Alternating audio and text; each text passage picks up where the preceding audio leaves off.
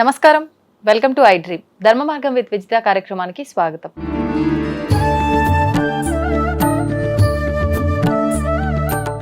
నమస్కారం గురుగారు. ఓం శ్రీ మహాగణాధిపతయే నమః. గురుగారు, నరదిష్టి వీటి నుంచి బయటపడాలి అని ఇంటికి గుమ్మడికాయ కడుతూ ఉంటారు, పటిక అని చెప్పి, కొబ్బరికాయ, కొంతమంది అలోవేరా ప్లాంట్ కూడా గుమ్మం దగ్గర వేలాడదీస్తూ ఉంటారు. ఇవన్నీ చేసేది కూడా మనం దిష్టి తగలకూడదు, ఎవరి ఏడుపు మా ఇంటి పైన ఉండకూడదు, మా పైన ఉండకూడదు అని చెప్పి. నిజంగా వీటి వల్ల ఫలితం ఉంటుందంటారా? ఇవి కట్టడం వెనకాల ఉద్దేశం ఇదే అంటారా? పూర్వకాలానికి ఇప్పటికీ మనం తేడా చూసుకున్నట్లయితే, పూర్వకాలంలో ఒక ఇంటికి ఒక గుమ్మడికాయ కడితే ఒక సంవత్సర కాలం ఖచ్చితంగా పైనే ఉండేది, పాడవకుండా. ఇప్పుడు మనం గుమ్మడికాయలు కొడుతుంటే 3 నెలలు తిరగకుండా గుమ్మడికాయ కుళ్ళిపోవటమో ఏదో జరుగుతుంది. అంటే ఇప్పుడు దీన్ని బట్టి గుమ్మడికాయ బాగాలేదనుకోవాలా, నిజంగా ఇంటికి అంత దిష్టి ఉందనుకోవాలా? వాస్తవం మీరు చెప్పింది, 3 నెలలు ఉండట్లే. దీనికి ప్రధానమైన అంశం ఏంటంటే అమ్మా, మనం గుమ్మడికాయ కడతాం కదా, ఆ గుమ్మడికాయ కట్టడానికి ఉట్టి అనేటువంటిది మనం రెడీ చేసుకుంటాం. అవునండి. ఆ ఉట్టి అనేటువంటిది ఇవాళ దొరికేటువంటివన్నీ కూడా నెగిటివ్ తీసుకునేవి. అవన్నీ పూర్వకాలంలో తాడుతో ఉండేది ఉట్టి, తాడు లాంటి ఒక పదార్థంతో ఉండేది ఉట్టి. అవును. పీచులు అదంతా దానికి ఉండేది. ఇప్పుడు వేస్టేజ్ అయినటువంటి ప్లాస్టిక్, రీసైకిల్ మీద అన్ని చేసి తీసుకొని వస్తున్నారు. ఈ రీసైకిల్ భూమిలోకి వెళ్ళిపోయింది. రీసైకిల్ ప్లాస్టిక్ వృధావతలు పడేసేవన్నీ కూడా చెత్త ఏం చేస్తుంది? చెత్త మీద చెత్తనే తీసుకుంటుంది, మంచిని తీసుకుంటుందా? తీసుకోదు. ఈ మనం గుమ్మడికాయ పెట్టినా, పటిక పెట్టినా, కొబ్బరికాయ పెట్టినా దానికి ఆధారం. మీరు ఫోన్ కొన్నారు, ఫోన్ కొన్నప్పుడు దాంట్లో ఇంత ఛార్జ్ ఉంటుందిగా, ఎంతకాలం వస్తుంది అది? కొన్ని గంటలు అంతే. మరి ఎక్కువసేపు రావాలని ఏం చేయాలి? మళ్ళీ ఛార్జ్ చేయాలి. అంటే దానికి ఏం కావాలి? చార్జర్ కావాలి కదా. అలానే మనం గుమ్మడికాయ పెట్టినప్పుడు కొన్ని మంత్రానుష్ఠానాలు చేసిన తర్వాత వాటిని పెడుతున్నప్పుడు దానికి పెట్టేటువంటి ఆధారం, సపోర్ట్ ఆధారం ఏదైతే కనుక దానికి పెట్టిన ఆధారం ఉంటుందో ఆ ఆధారం కూడా ఒకదానికొకటి సపోర్ట్ తీసుకుంటాయి అవి. ఏంటంటే ఆ మంత్రశక్తి అనేటువంటిది ఆధారం మీదకి వచ్చినప్పుడు దానికి తిర్యంగుముఖం అనేటువంటిది ఏదైతే ఉంటుందో దాన్ని పక్కన పడేసేసి పూర్తిగా కూడా సర్క్యులేషన్ తీసుకుంటుంది అది. ఈ తాడేం చేస్తుంది అని అంటే, కింద ఉన్నటువంటిది దానికి పసుపురాశి మొత్తం పెడతాం కదా, పరిసరాల్లో ఉండేటువంటి ఖచ్చితమైన పాజిటివ్ దైవ శక్తి అనేటువంటిది ఏదైతే ఉంటుందో దాన్ని లాక్కుంటుంది అది ఎక్కువగా. అంటే మన ఇంట్లో పూజ చేస్తూ ఉంటాం, ఇంట్లో మనం పూజ చేసుకుంటాం ప్రతిరోజు. ఆ పూజకు వచ్చేటువంటి శక్తి మొత్తం తాడు లాక్కుంటుంది. ఆ తాడు లాక్కొని ప్రతిరోజు ఆ గుమ్మడికాయ శక్తిని ఇస్తూ ఉంటుంది. గుమ్మడికాయకి మనం గుళ్ళో యంత్ర ప్రతిష్ఠ చేస్తాం, రోజు అర్చన చేస్తూనే ఉంటాంగా. అర్చన చేస్తున్న కొద్దీ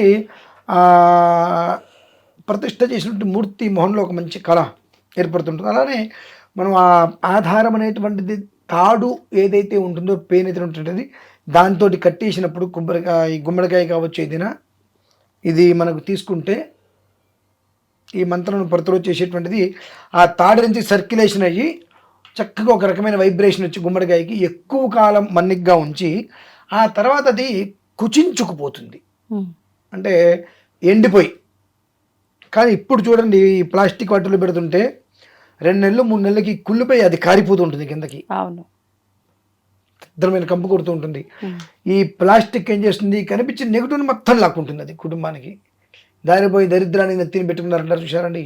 అలా దారిని పోయేటువంటి అన్ని రకాల నెగిటివ్లు తీసుకొచ్చి అది లాక్కుంటుంది. లాక్కున్న గుమ్మడికాయకి ఏమి ఇస్తుంది? నెగిటివ్నే ఇస్తుంది. దానివల్ల ఇవాళ 100 మంది ఇళ్ళకి గుమ్మడికాయలు కొడితే 98 మంది ఇళ్ళకి గుమ్మడికాయలు కుళ్ళిపోతున్నాయి, కుచించుకుపోవట్లా. గమనించండి. అవి మామూలుగా అయితే కనుక గుమ్మడికాయ డొల్లలా అయిపోతాయి, మొత్తం అంతా లోపల మొత్తం ఎండిపోయి. అంటే మీరు ఆ పాజిటివ్ మంత్ర ప్రభావం జరుగుతూ ఉన్నప్పుడు నెగిటివ్ శక్తి వచ్చినప్పుడు దాని మీద తగిలినప్పుడల్లా కొంచెం కొంచెం కొంచెం కొంచెం ఎండి గుమ్మడికాయ అలానే ఉంటుంది, ఎండిపోతుంది. ఇలా ఊపితే గదగద లోపల గింజల సౌండ్ వస్తుంటే మనకు. ఇవాళ 2 నెలలు 3 నెలలకి ఏమవుతుంది? గుమ్మడికాయ కుళ్ళిపోయి ఏదో పడాలను పగిలిపోయినట్టుగా కింద మొత్తం పడి చండాలం అయిపోతుంది. చూడండి, అంటే ఎంతటి నెగిటివ్ అనేటువంటిది జరుగుతుంది. అంటే మనం మొదలే నెగిటివ్ మనం పిలిచి కట్టుకుంటున్నాం. కానీ మనకు రావాల్సిన నెగిటివ్ని అది తీసుకుంటుంది అని అంటే మనకు రావట్లేదు అనేది కదా అర్థం. మొత్తం మందిది మొత్తం తీసుకొచ్చి ఇక్కడ పెడుతుందండి. ప్లాస్టిక్ తాడు పెట్టడం వలన అక్కడ ఓకే. ఆ ప్లాస్టిక్ ఏం చేస్తుంది, పాజిటివ్ తను తీసుకోలేదు, నెగిటివ్ దాని జుట్టుతో వచ్చేస్తుంది. దానివల్ల రొటేషన్ కావట్లేదుగా, ఓకే, సర్కిల్ సర్క్యులేషన్ లోపల కావట్లేదు. మీరు కారు కొంటారు, ఆ కారులో బ్యాటరీ ఉంటుంది, బ్యాటరీ ఎంతసేపటికి రీఛార్జబుల్ బ్యాటరీ అవుతూ ఉంటుంది. అది దానికి 3 ఏళ్ళు 4 ఏళ్ళు లైఫ్, అంతవరకు అది అవుతుంది. అలా కాదు, కారుతో బ్యాటరీ కూడా ఇచ్చారు, నేను స్టార్ట్ చేస్తాను, స్టార్ట్ చేసేసిన తర్వాత లైట్లు వేసి కాసేపు జర్నీ చేసి ఇంజన్ ఆపేసేసి లైట్లు వేసి నేను పెట్టుకుంటా అంటే బ్యాటరీ అయిపోతుందిగా. ఇంజన్లో పెడితే సర్క్యులేషన్ దానికి అది కరెంటు తీసుకుంటూ ఉంటుంది. ఇక్కడ కరెంటు తీసుకోవడానికి, మంత్రశక్తిని తీసుకోవడానికి అది బంధం అయితే దానికి పెట్టామో ఆధారం, అది సరిపోవట్లా. ఓకే. దానివల్ల అది ఆధారం అనేటువంటిది నిరాధారంగా అయిపోయింది. ఊరికి అది పడిపోకుండా ఆపింది, దాన్ని గట్టిగా అతుక్కోవట్లా, సర్కిల్ కావట్లేదు. దానివల్ల ఏమైంది, మనం ఇచ్చిన అంత ఛార్జ్ కొంచెం కొంచెం కొంచెం కొంచెం కొంచెం కొంచెం కొంచెం దిగిపోయింది. నెగిటివ్ ఎక్కువగా రావటం వలన మొత్తం లోపల కులిపోయి ఒక్కొక్క చుక్క నీళ్ళు కారుతూ మొత్తం పడిపోతుందండి. కాబట్టి ఆధారం మనం ఆలోచించాలి. మనకు ఆధారం ఏంటి, సరిగా ఆధారం మనం చేస్తున్నామా, ఏదో ఒకటిగా మనం పెట్టుకుంటున్నామా, ఏదో ఒకటి అని చెప్పి ఈ కవర్లతో వాటితో వచ్చింది మనం పెట్టేసేస్తున్నాం. అది ఎంతవరకు కరెక్ట్ అనేటువంటి విషయం మనం తెలుసుకోవాలి. అలాగే కొబ్బరికాయ కూడా మీరు 2 కొబ్బరికాయలు తీసుకొచ్చి ఒకటి ఇంట్లో ఒకటి గుమ్మానికి కట్టండి. మామూలుగా దోషాన్ని హరింపజేసేటువంటి కొబ్బరికాయ, ఇంత కొబ్బరికాయ కడితే ఎండిపోయి ఇంత దగ్గరకు వస్తుంది. అంటే బోండం కట్టాలా? బోండం కడితే అది కొన్ని రోజులకి ఎండిపోయి అంత కొబ్బరికాయ దగ్గరకు వస్తుంది. ఓ సంవత్సరం పాటు ఇంచుమించుగా ఉన్న తర్వాత లోపల గడగడ సౌండ్ వచ్చేటట్టుగా కుడిని వస్తుంది. అదే కొన్ని ప్రదేశాల్లో కొన్ని నెలల ముందు అదే కొబ్బరికాయ కడితే కొంతకాలానికి మొత్తం అలా దగ్గరికి ముడుచుకుపోయినట్టుగా వచ్చేస్తుంది. ఎంత ఏడుపు, ఎంత నెగిటివ్ ఉందనేటువంటి విషయం అవి చూపిస్తాయి. పట్టిక కూడా అంతేనమ్మా. పట్టికలో ఏం మార్పు ఉంటుంది? కొంతమంది పట్టిక కడతారు, ఒక్కొక్క చుక్క కింద పడిపోతుంది మరి రాని పట్టిక. ఆ విపరీతమైన ప్రభావాలు కలిగినాయి అంటే ఒక్కొక్క చుక్క కింద పడుతుంటే మీరు తెల్ల బండలు కదా అన్నీ కనిపించవు. నార్మల్గా చూస్తే మనకు కాళ్ళకి ఏదో కాస్త అటు అదిగినట్టుగా చెప్పులు లేకుండా దాని కింద తిరుగుతుంటే ఎప్పటికైనా ఒక్కొక్క చుక్క రాళ్ళ కింద పడిపోతూ ఉంటుంది. అది నెగిటివ్ ఎనర్జీ ఏ స్థాయిలో ఉందనేటువంటి విషయం అవి మనకు తెలియజేస్తుంటాయి ఎప్పటికప్పుడు. అందుకనే పూర్వంలో ఇంటి గృహప్రవేశం అయింది అంటే 1-1.5 సంవత్సరం గుమ్మడికాయ అలా అలానే ఉండిపోయేది, దాని ఒక చూసేవారు కాదు. ఎందువలన నారతో తయారు చేసిన తాడుతో బంధించేవారు. తర్వాత ఒక రకమైన ప్లాస్టిక్ వైర్ వచ్చేది. ఆ తర్వాత ఏమైంది, ఇప్పుడు పూర్తిగా కూడా రీసైకిల్ కవర్స్ తోటి తయారు చేసి పెడుతున్నారు. దాని ఉట్టులాగా మనం బ్రహ్మాండంగా చూడటానికి అయ్యో అని చెప్పి అదే మనం కొడుతున్నాం అంతే. ఇప్పుడు ఈ పటిక కూడా అంటే పరిమాణం తీసుకునేటప్పుడు ఎంత వెయిట్లో తీసుకోవాలి గురుగారు? ఇంత ఉండేది అంటే కేజీలాగా, 1/2 కేజీలాగా అలా కదా? ఇంత ఉండాలమ్మా. ఒక గుమ్మడికాయ ఏ సైజులో కొడుతున్నాం, ఒక కొబ్బరికాయ ఎలా ఉంటుంది అదే సైజులో ఉండాలి. అది దానికి నల్లటి తాడుతో కడుతూ ఉంటారు దిష్టి తగలకుండా అని చెప్పి.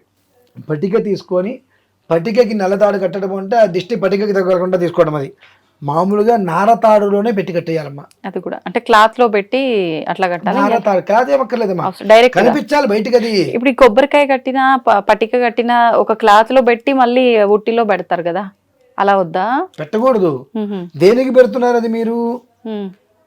కానీ ఎదుటి మనిషి దాన్ని చూసినప్పుడు ఎదుటి మనిషిలో ఉండేటువంటి చూపు అది నెగిటివ్ తీసుకొని పాజిటివ్ మనకిచ్చి నెగిటివ్ దాని దగ్గర పెట్టుకోవాలి.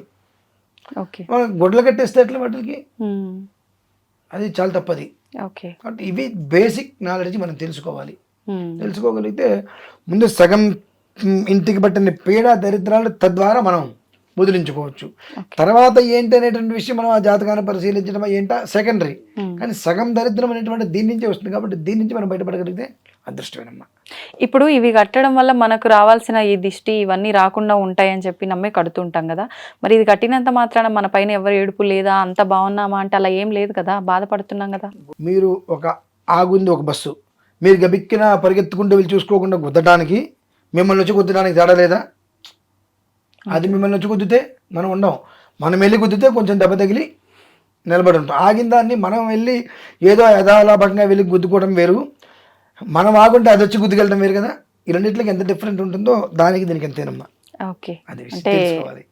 జరగాల్సిన ఆ పరిస్థితి ఏదైతే ఉందో ఎక్కువ జరగాల్సిన తక్కువలో పోతుంది. అంత కర్మ ప్రార్థం ఆ మాత్రం అనుభవించవలసిందే, అది పరిస్థితి.